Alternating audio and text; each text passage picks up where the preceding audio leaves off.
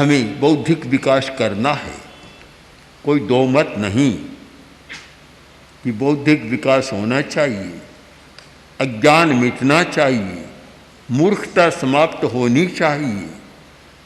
यह एक बहुत अच्छी बात है, प्रवेश है, हमारा जीवन का प्रवेश द्वार, कि जहाँ बौद्धिक विकास होता है और आदमी अनेक क्षेत्रों में विकास करता है। किंतु सुख का तंत्र एक अलग है, दुख का तंत्र भी अलग है। महावीर की वाणी का एक बहुत सुंदर सूक्त है, बहु दुखाहु जंतवो।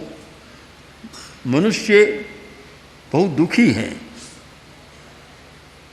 तब तो फिर सुख की बातें क्यों करी। इसको सच्चाई मान लें कि मनुष्य बहुत दुखी है, किंतु साथ में एक रहस्य का उद्घाटन कर दिया कि कौन से मनुष्य दुखी हैं, कि जे सत्ता कामे हिम मानवा, जो कामों में आसक्त हैं, कामनाओं में आसक्त है, वे मनुष्य दुखी बनते हैं। जो आसक्त नहीं है वे दुखी नहीं बनते। गीता का एक प्रमुख प्रतिपाद्य है कि एक दो शब्दों में गीता के मर्म को समझाना चाहें तो वह है अनासक्ति। अनासक्ति, सारा दुख पैदा होता है आसक्ति के कारण।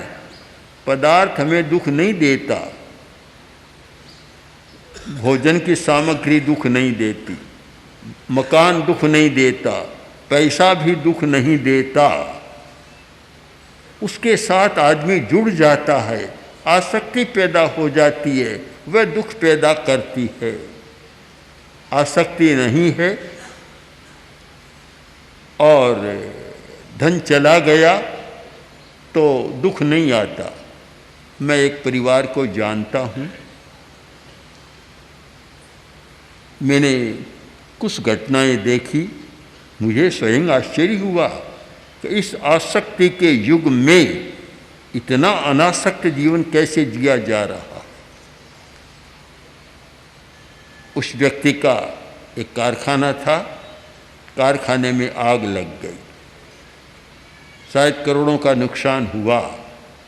जब वह आया तो मैंने देखा कि चेहरे पर खुशी है, कोई भी गम नहीं, उसका निशान भी नहीं, कोई दुख की रेखा नहीं।